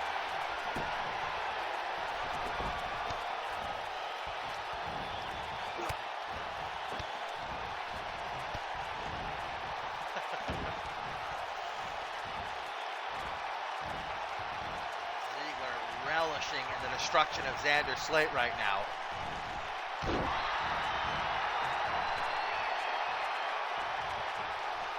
Ziegler gave it one last try. Slate has countered the DDT every single time thus far, though. Finally nails it. Referee Murphy going to take his time as per usual. But Matsuda stopping Red Curtis. Ziegler gets the 3 count and the victory. Honestly, though, I can't blame Murphy after everybody attacked him like 10 times in that match. I probably wouldn't be too happy about making the count either. And look at this! Some respect, perhaps, between Ziegler and Tanaka as Slate and Curtis are forced to retreat, but there will be no friends, no respect this Sunday. Only one man will leave as United States champion come showdown at the Senate.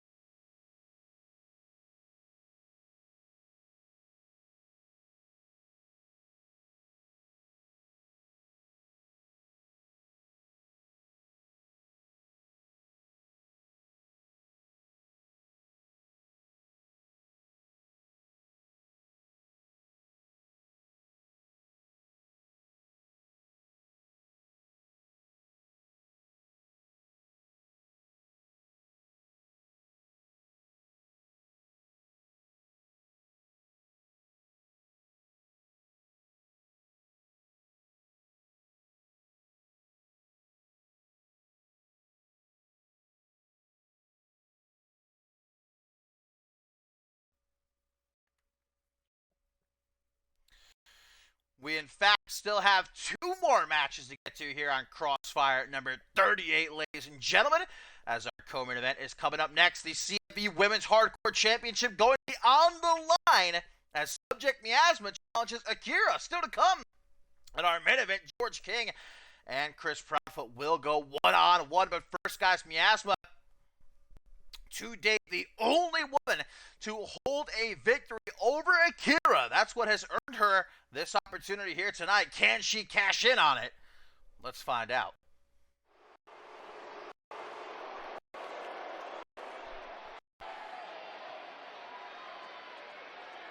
Miasma, of course, defeating Akira in their Elimination Chamber qualifying last month before Stone Ocean. That is the only loss Akira has on her record since joining CMV. She has spent these last few weeks building herself back up, only to be targeted by the returning Rosebud champ. A couple weeks ago here on Crossfire, after Akira won a match against Cinnamon, Rosebud champ returned, nearly chokeslammed the women's hardcore champion through the goddamn canvas. And we saw Akira fire back last week on Supremacy after Rosebud champ picked up a win against Spice Rock. The two had an all-out brawl, which had to be broken up by referees and security. They could barely hold the two apart. Can Akira focus, knowing that Rosebud champ is out there? Focus she must against someone like Miasma.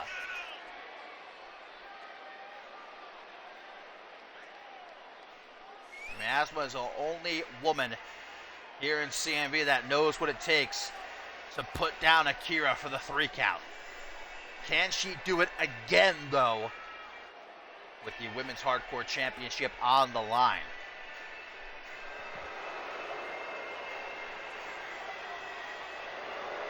Tailcoat Val could end the week with her arsenal showered in gold. Brett Angelo is already international champion. He has the chance to win the Unified World Tag Team titles this Sunday. He and Subject Zero, part of that triple threat tag team match for the vacant titles. And of course, Miasma with this shot here tonight.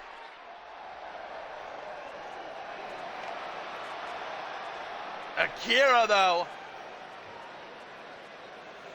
has valiantly defended that Women's Hardcore Championship since winning it in her home country of Tokyo, Japan, from Ashley Rain. But she has not backed down at all from the threat of Rosebud champ, nor will she back down from Miasma here tonight.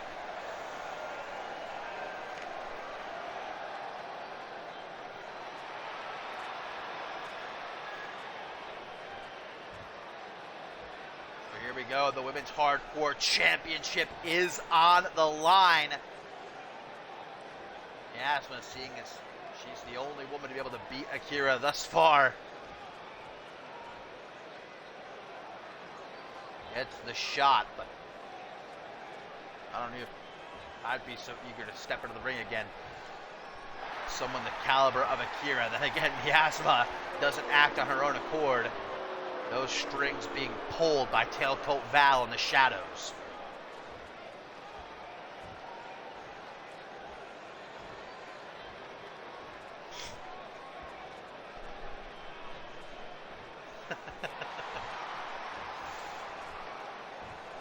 That is what is on the line. Women's Hardcore Championship. Akira burst onto the scene. CMV this season, it didn't take her long to pick up that championship. I don't think she has any intentions of letting it go so soon.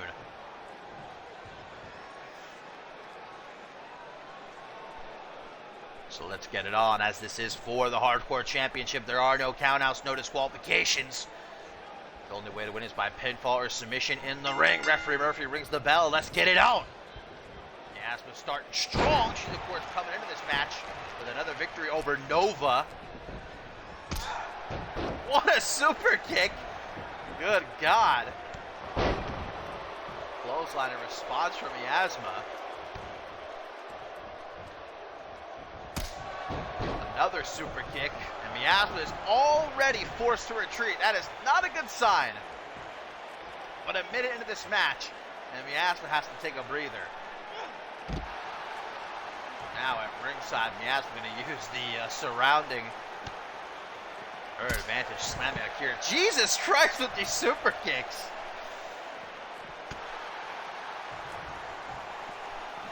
Sent into the ring as Akira. After a match with Akira, you have to be sure to sign yourself up for a dentist appointment. Yas was already missing a couple of fronts. Jesus Christ, the fourth super kick! She has just come locked and loaded for this match.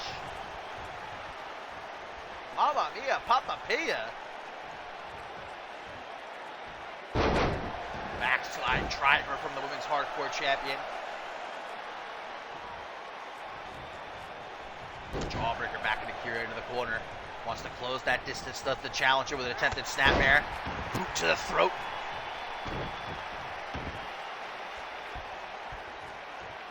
Miasma being taken by the arm. Oh man. Just nearly getting it ripped right off. Pinfall attempt early on to retain the women's hardcore championship, but tis not to be. Like for Miasma. Very interesting to see Miasma without Val. I'm sure she's somewhere in the arena here lurking. Something up her sleeve. Turned around in the corner. I think Bison's powerbomb record was broken by Killian Red though last season. Killian Red hit like 20-something powerbombs in one match last season, so it was definitely broken. Hooks the latest Akira once again. You can tell how quickly she wants this match to be over. Doesn't want to let Miasma take the time. Wear her down. The head scissors there. Into a dragon sleeper. And Akira gonna try to force a submission out of Miasma. Doesn't look like she has this fully locked in though. Wesley needs to release it. Out onto the apron goes Miasma. Fought back into the ring. And another pinfall attempt. She's getting closer each time, but that 3 count continues to elude her. Power double tie-up has Miasma overpowering the women's hardcore champion, now dropped on her head. Oh, spinner Rudy by Miasma. Looks like she's trying to fire out a comeback, forearm smash. And again, Pele kicked the bare foot of Miasma. She went a jab there in the eye with her big toe. What is this now? Miasma from the corner. Exploding with a spear, but countered by Akira. DDT by the women's hardcore champion.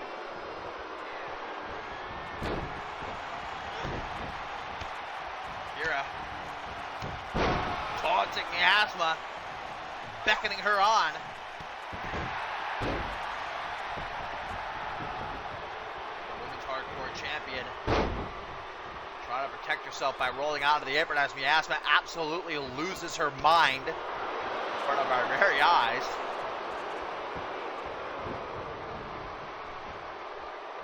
I have no idea. Back into the ring and another pinfall attempt. I don't think we've ever tracked Ascendance wins, so.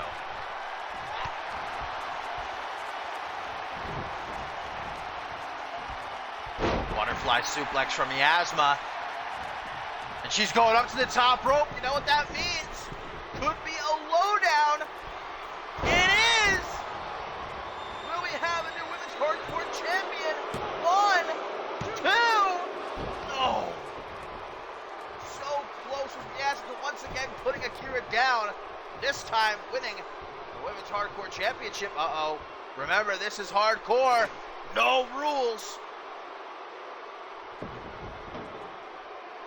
I don't think those have been kept up to date, though. I think Cop started those in 2K15, and I don't think they've been updated since. A table has now been introduced to the chaos. Oh, double knees! Right down on the pine. Akira now has had enough. Fifth super kick. Akira letting the CMV Universe know that she's still alive and kicking. She ain't dead yet. Still has some fight left in her, and it's gonna be a one-night stand for Miasma. Her head cracking off the table. 1, 2, Miasma.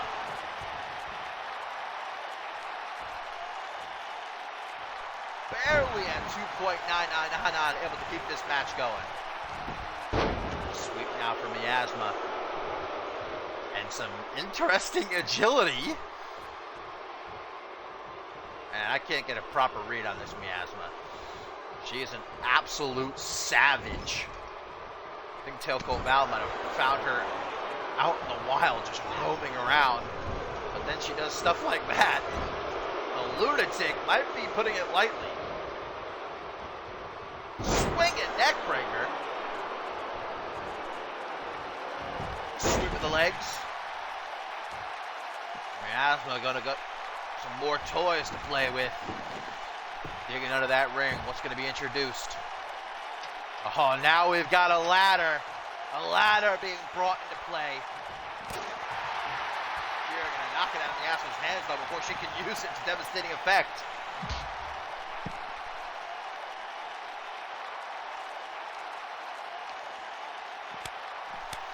Chops right down across the face in succession.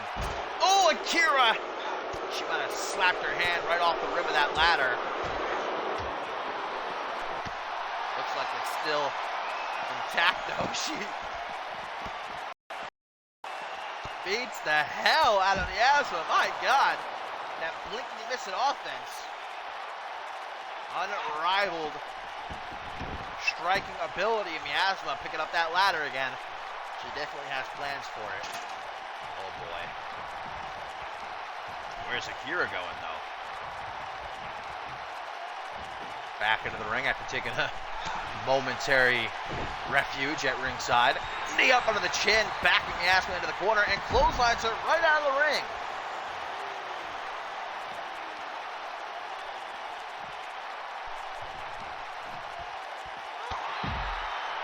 Face. Akira barely able to stand at this point. This has been a hard-hitting match thus far for the Women's Hardcore Championship. Oh, nice back suplex. And it's not falls count anywhere, but that's not going to stop Akira from trying to hit another one-night stand. Perhaps trying to crack Miasma's head open off the concrete, and there's that patented vertical suplex sit-out powerbomb from Miasma. Can she get her back into the ring now? Spinning slow kick, doesn't have enough reach though.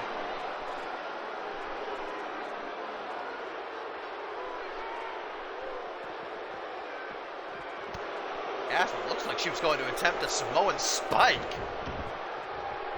Now it's Miasma just laying out the debris.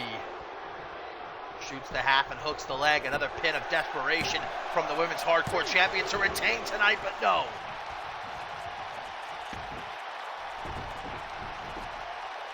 Looking for some more head scissors elbows. Miasma escapes. And oh, Akira brought down hard with that Uranagi.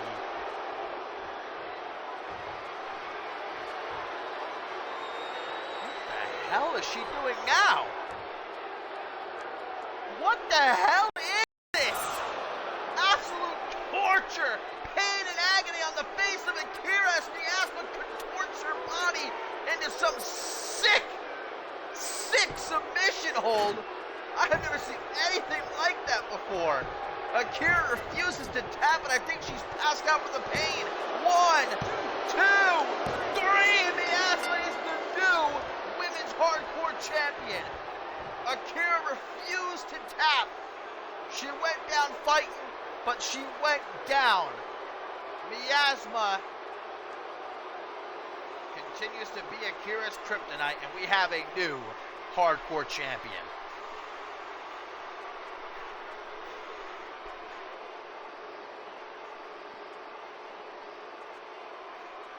My days, I don't think I've ever seen anything quite like that submission. I don't even know what to call it. How Akira did not tap, I have no idea, but the pain alone, enough to make her out. And yet another championship is added to Tailcoat Val's arsenal.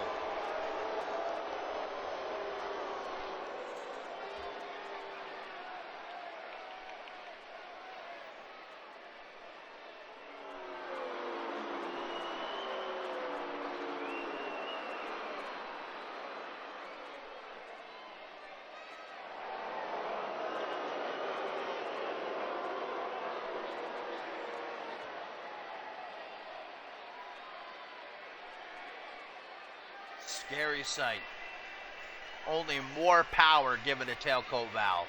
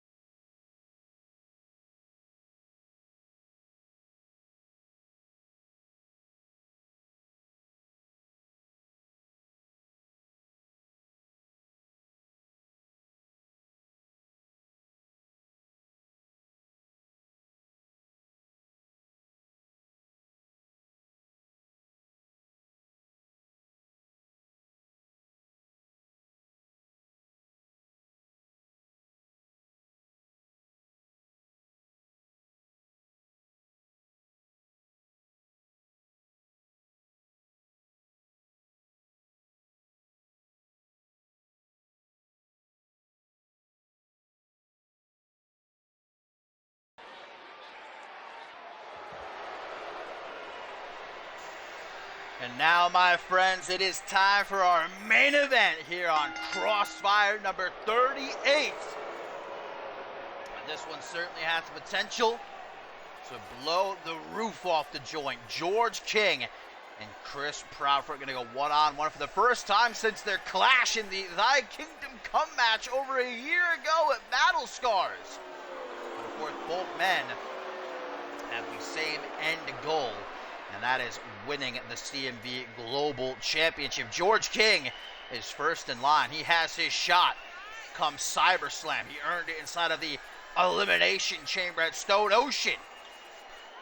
Whereas Chris Proudfoot, after his victory over Josh Wolf in last week's main event, has put him next in line, surely, to face whomever leaves CyberSlam as global champion.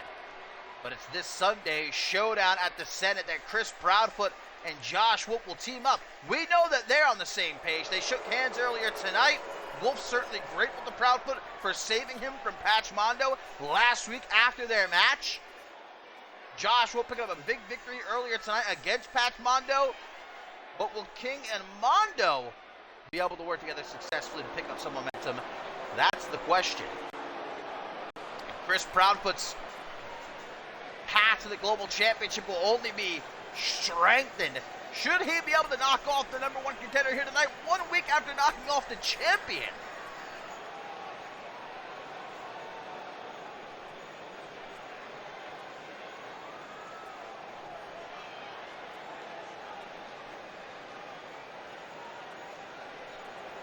Oh, so the mods can vote now.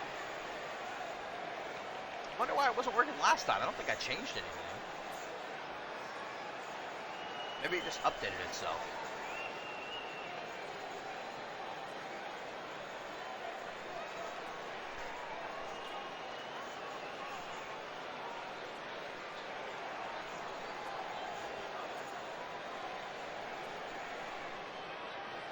These two men fought over the undisputed World Heavyweight Championship beginning of last season. Of course, it was Chris Proudfoot who in the main event of Ascendant 7 took the undisputed World Heavyweight Championship from PJ Moon, who had just seconds before beaten George King to win it for himself. Proudfoot cashing in, you guessed it, Money in the Bank to do that. And now Pachamando trying to follow suit, but Chris Proudfoot won't let him.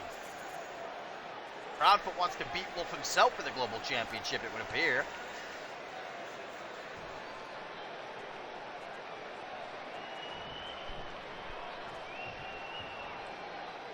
So here we go, George King, Chris Proudfoot, one-on-one.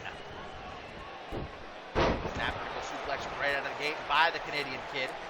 Tries to go for a punch to the back of the head. Back to the collar double tie-up. George King gets the advantage this time. Proudfoot quickly takes it back into his corner. Nice takedown. Still has that waistlock cinched in. Feeling out process here between these two. It's been a long time since they last shared a ring.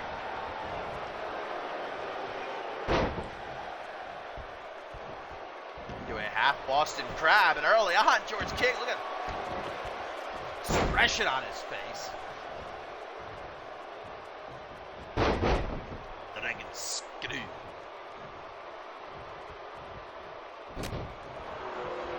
Pachamando, Josh Wolf surely watching this one from backstage. Got to give the advantage to Proudfoot and Wolf come this Sunday. Showdown at the Center in that tag team match. Of course, it'll be their first time teaming up as well, even though it appears they're on the same page. It appears they are going to be able to work together. Never know what might actually happen.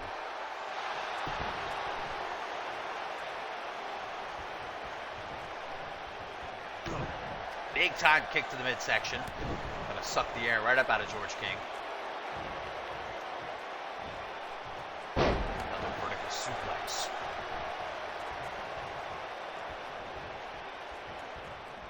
Heavy Irish whip from King. Gonna send Proudfoot right out of the ring. Very symbolic. It's obvious George King doesn't see Chris Proudfoot as someone worthy to share the ring with him.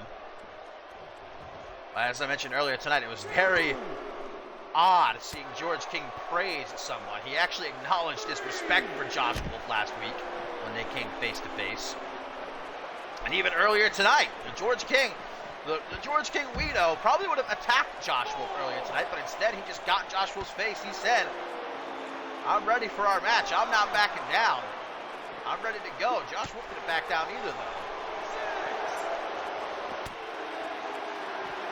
I think both George King and Josh Wolf realize this might be the biggest match of their careers come SummerSlam. Big rushing back into the ring. Chris Proudfoot right behind him. Nice! Taking him out of the ring. Proudfoot now. The one to evacuate King.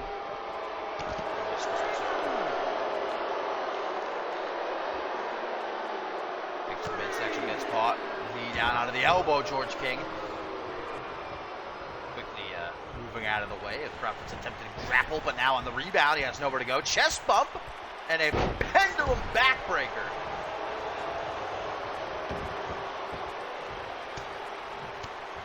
George King has probably had a lot of pent-up anger towards Proudfoot for a long time now.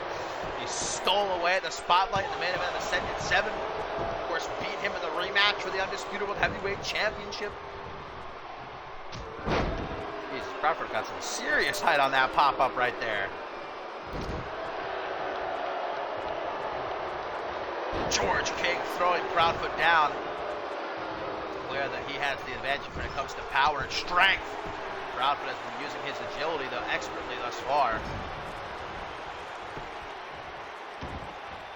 Proudfoot resorting to his old ways momentarily. Nearly got disqualified because of it. Hook of the leg, only at 1 count though. George King has been damn near unstoppable since his return at Regicide a couple of months ago. His only loss so far was in the war match at Validation. And he claims that's only because he was sleeping just before he was sent down to the ring. He didn't expect to actually have to be a part of the match. And that ended up costing him. Looks like Proudfoot was going to try to jump up on the top rope there, but doesn't look like he has enough stamina. And that's not a good sign. Well, there he goes now, very slowly, however. But surely, he has reached the peak. And an elbow drop misses. George King given way too much time. Sweep by Proudfoot. King does not want to show weakness en route to Cyberslam, where he faces Josh Wolf for the Global Championship. But Chris Proudfoot wants to maintain this roll he's been on. Now he goes to the top rope lickety split, and that is a long way down. He better hope and pray this pays off. George King to his feet. Proudfoot throwing caution to the wind. Channeling his inner Macho Man with that double axe handle.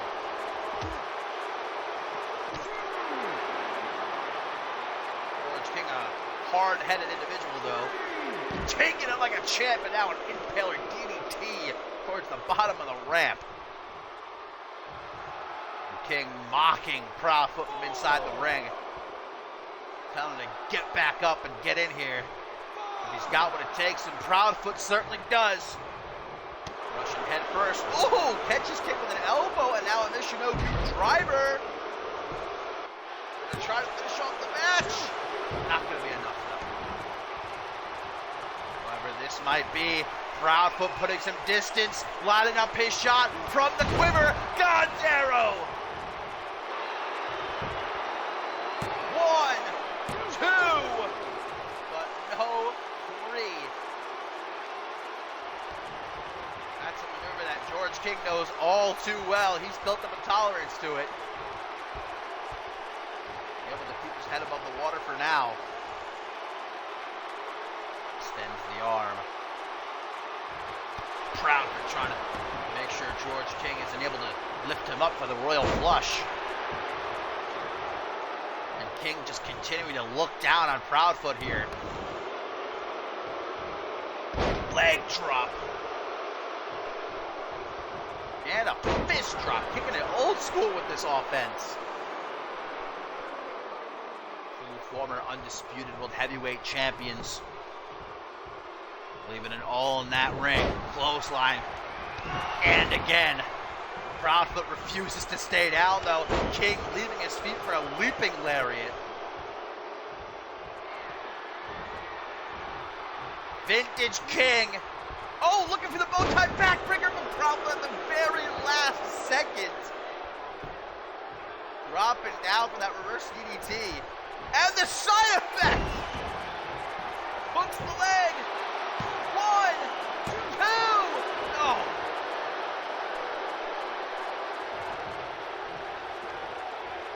Proudfoot knows he's in control, though. He knows he has King hurting.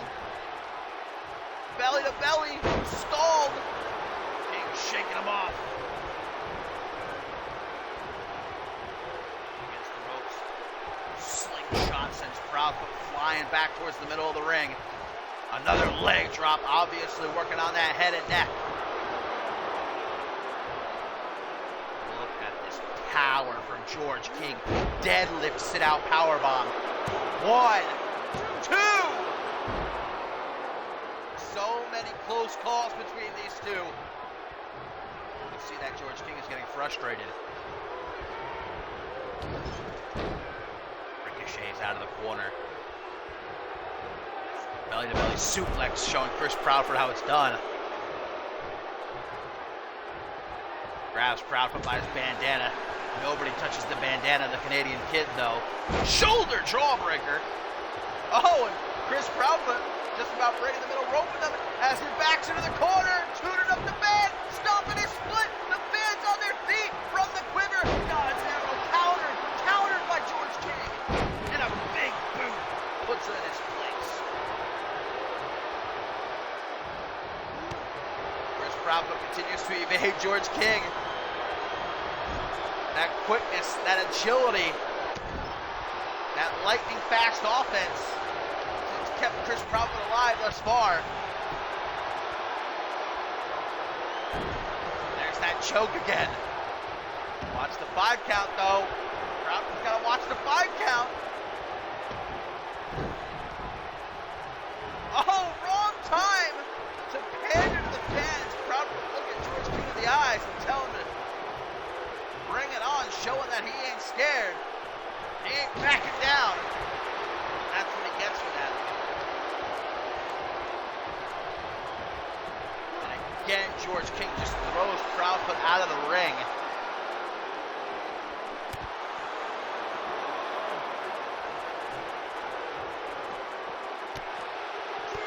Proudfoot with some well-placed shots to the back of the leg. He better be careful though. Doesn't want to end up like Chris Weidman. Once again, Proudfoot stares King in the face. Shows no fear.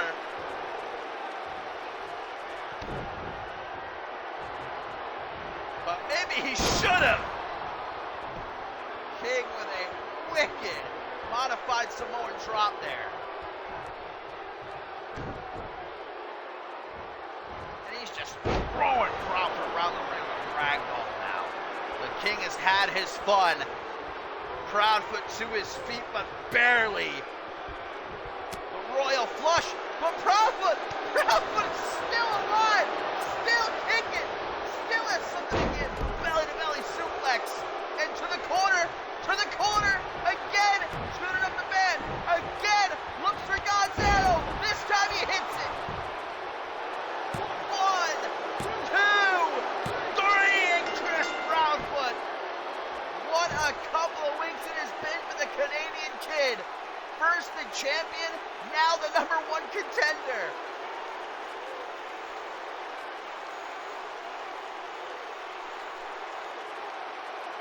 What a match.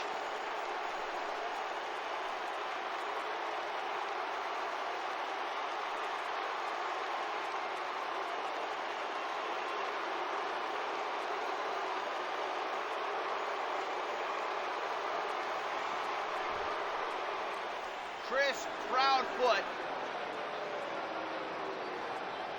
putting down the #1 contender George King just 1 week after putting down the global champion Josh Wolf.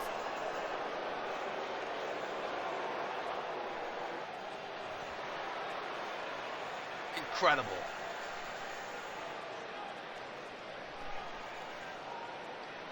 And look at this, a tweet from Archer Rose immediately after. He says, your 2 representatives at the moment are cheered for choking men in corners and have too much ego, and yet they're idolized. Frauds.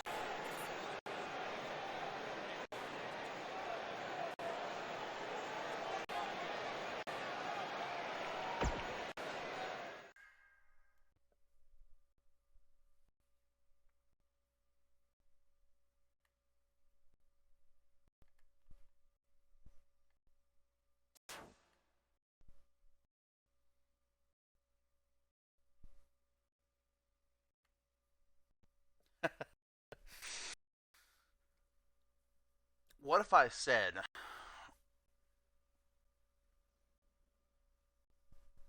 that we should do an episode of Aftermath? What if I said that? What would you say?